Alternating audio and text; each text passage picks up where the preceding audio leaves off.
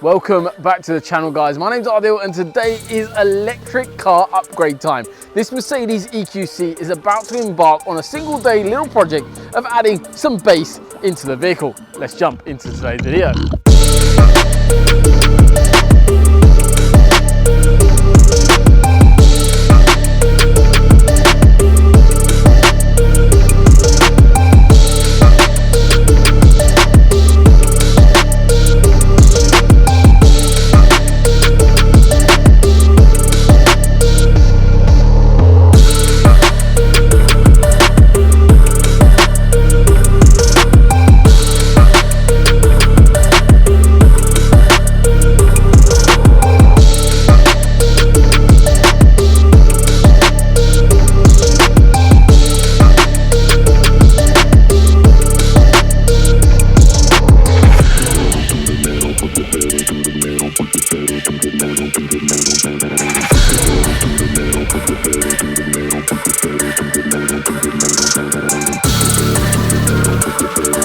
So guys, you've seen Steve carry out the installation on this vehicle. This has been a single day project. So this car gets exactly the same respect as some of our larger projects that you see so many times on our YouTube channel, where we're stripping a full interior down, because every car has exactly the same level of care and treatment from our team. This vehicle has been worked on in a 4.5 meter to 5 meter bay, which basically means that there is plenty of space around the vehicle. All of the trim that's been removed from the car has been placed on custom built shelving behind the actual car itself, so everything is in one place. And once we're done with that job, that is all cleared down, so we make sure that everything goes back into that vehicle that came out of it.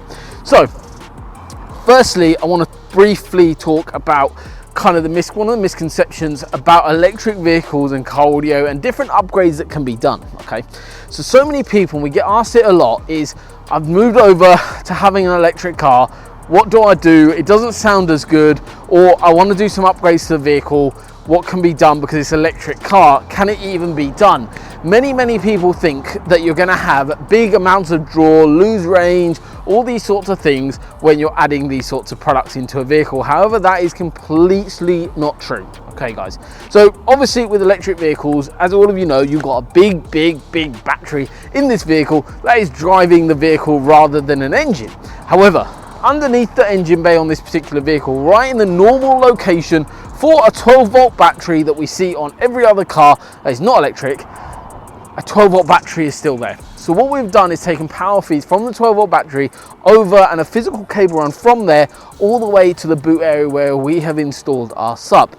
Then we've taken all the signals like a normal car, and we've gone through and installed it exactly how we would on any other vehicle. There is no difference at all.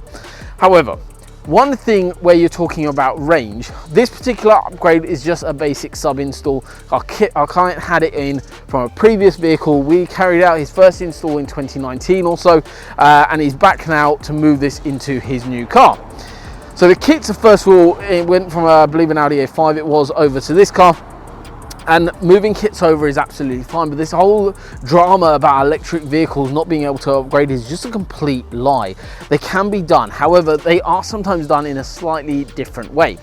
If you want a big difference, you want amplified system, front and rear speaker upgraded, the whole thing, like you did potentially in your previous car with us, or in a car that you're looking to have done and is electric and you're not happy with the sound of it, what you can do is still do a full system, and we use slightly different products to make it sure that you don't have any range kind of issues or decrease in range at all, because range is very important.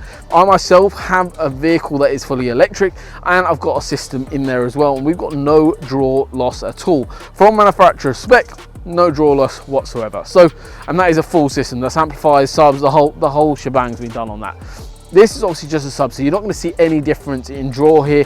However, if you're doing a big system, and I normally you say kind of upwards of kind of the 10 to 15-ish K mark upwards on a system, yes, you're then going to start affecting draw because we're adding a little bit more weight into the vehicle, but still not massive amounts, and we can still do that in a more lightweight design, and that is just a conversation where we can go through and spec the car for you. But overall, this is a really cool little upgrade, because so on this particular vehicle, what our client was after was moving that sub over to the next car. So what we're going to do is just open up the boot here and show you the sub. As you can see right behind me, we have no loss of space whatsoever, and exactly what our client was after. literally all boot room retained. However, what we've actually done is added in the sub underneath, hook that up onto there. So this is the new subwoofer. So this is the 10-inch active Prima sub, adds a lot more depth of sound to the vehicle, and also we've added a controller flush into the steering column at the front, which looks really smart and also pretty invisible to human eye. What we've done here is actually mounted a board, so there's no factory bolt positions in this position, and rather than just sitting it on Velcro feet or Velcroing it down to the floor, what we've done is actually bonded a small piece of MDF, carpeted that underneath, even though that is never going to be seen, that is carpeted underneath, and then what we've done is bolted the sub down to that board of MDF, so it's nice and solid and a stronger structure for the sub to perform in, and that solid structure is going to help with bass transfer moving forward into the vehicle. These vehicles actually aren't too bad for bass, and reason is because you've actually got deep mid basses, normally an 8-inch mid bass down in the footwell. Depending on spec, you've got 1 or 2 of them on the side. So if you've got Burmeister in a car, you'll have a 2, and if you've got none, you'll normally just have the 1. So with that in mind, you've actually got quite a bit of depth moving forward, but there's a real lack of depth towards the back of the car. You've got no mid bass, kind of 6.5-inch mid bass in the back of the door here, and it really just struggles with that depth further back in a vehicle, which most people are used to, because most traditional configurations are a 6.5-inch mid bass at the front, 6.5-inch mid bass at the rear, and a sub. So this will bring that depth flowing throughout the rest of the car and add that little bit more depth that those floor ones just cannot reach to. So this is a really neat solution. It can still be unbolted from here, very easy to access bolts, and you can actually unclip that as well and remove it if it needs to. However, with it retaining all the boot space, it's not really a thing. We've also left all this storage area here to still fill with all other bits of belongings, but the nicest thing about the whole system is the fact that you can literally tuck it away, and that's it. We are a wrap. So that is it, literally no loss of space whatsoever. We haven't got time today to do a full demonstration. Like I said, this is just a single day project and we're about to hand over to our client, but we're just over the moon with the finished result. Everything is done professionally as per you've seen in today's video, and we haven't managed to film too much today, but you've seen a little bit more detail. But this car has got exactly the same level of detail that goes into all our installations that you probably have seen on our channel already, and if you haven't done, make sure you go check out some of our recent videos. But once again, thank you guys so much for watching. Hopefully you guys have understood exactly what we've done on this particular vehicle, and if you're interested in getting booked in for your vehicle, just drop us a line, head over to our website, check all it out. But best thing you can do is come by, listen to a car, listen to that sub, see what you think, or if you're after a full upgrade, the best thing to do is come by, have a demonstration, listen to a couple of cars, gauge where you need to be, and then you guys can make your decision. But once again, thank you so much for watching. I'll see you on the next one.